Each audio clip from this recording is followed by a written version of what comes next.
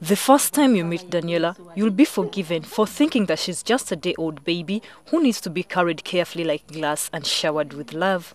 But when you critically study her, you will notice that she does not exactly look like a newly born child, and you will not miss the fact that her neck keeps sagging, her head is too big for her body, and the limbs are easy to miss.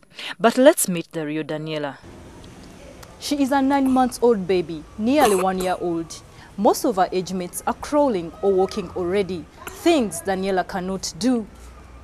Even crying is an effort for this little one. While other kids cry their lungs out, Daniela can only but open her mouth to bring out sound which never comes out because it's stuck in her larynx or the voice box.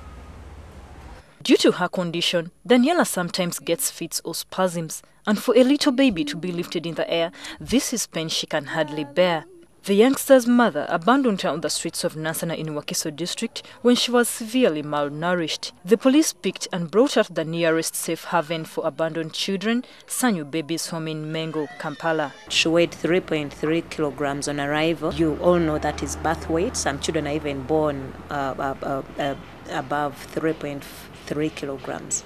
It's clear that Daniela is underdeveloped and she faces an even greater risk of being stunted. The biggest percentage of the children receiving our care are the stunted children. It gradually occurs and becomes a chronic condition. That condition is often linked to long-term or continuous exposure to poor diets, especially proteins, because proteins and micronutrients. Proteins are required for growth.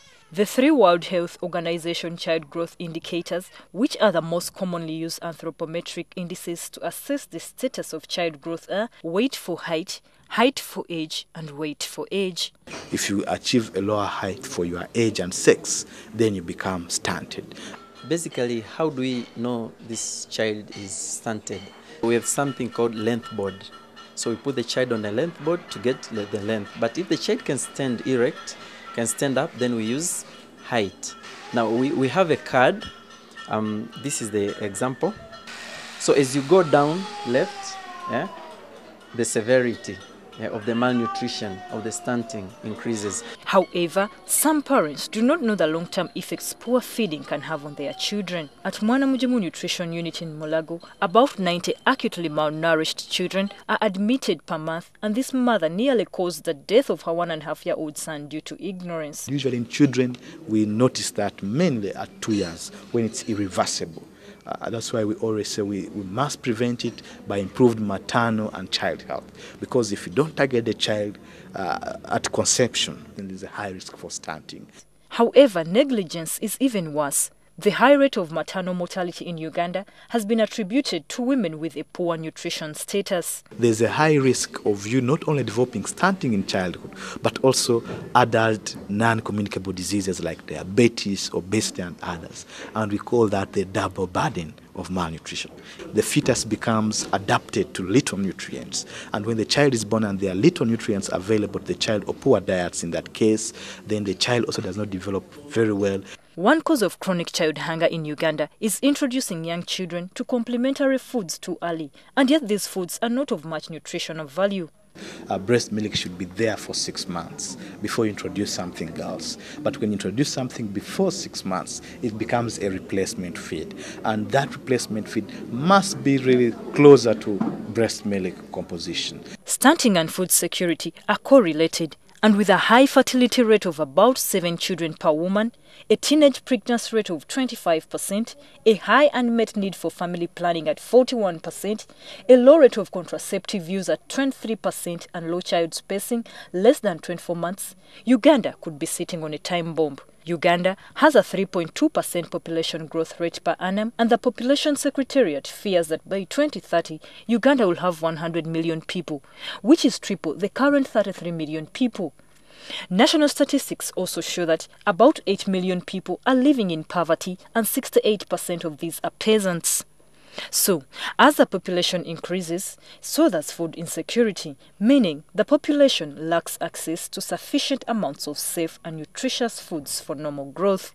Despite the fact that Uganda is nationally food secure, this food does not often reach other parts of the country. A national study shows that 6.3% of Ugandans are food insecure, with 21.3% or 6 million people living on the verge of hunger. High levels of stunting are associated with poor socioeconomic conditions, hence a higher risk of frequent and early exposure to illnesses and even inappropriate feeding.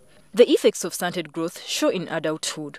The life expectancy of such people will be relatively shorter, and there are high chances their babies will be underweight. And it will lead to a stunted brain because the brain will be poorly developed, the physical body of the individual will be poorly developed, the organs will be poorly developed, and therefore the person will be at a high risk of infections. They'll have low immunity, and also they'll have low physical abilities. According to African News 2008, stunting is the best predictor of human capital, and there is compelling evidence that malnourished children become unproductive as adults. But are all short people stunted? Not really. Some people are short because it could be a genetic issue, but we believe that if it's not genetic, then it could have been linked to malnutrition in early childhood. According to the World Health Organization, malnutrition is the most likely cause of more than 1/3 of global child deaths. About 20 million children under 5 worldwide are severely malnourished, which leaves them highly likely to fall ill and as such die early. Hopefully, when government finally enacts the Food and Nutrition Act to provide for the establishment of the Uganda Food and Nutrition Council, which will guide and coordinate all food and nutrition activities in the country, we shall see less cases of malnutrition and its severe effects. Florence Naliyimba, NTV.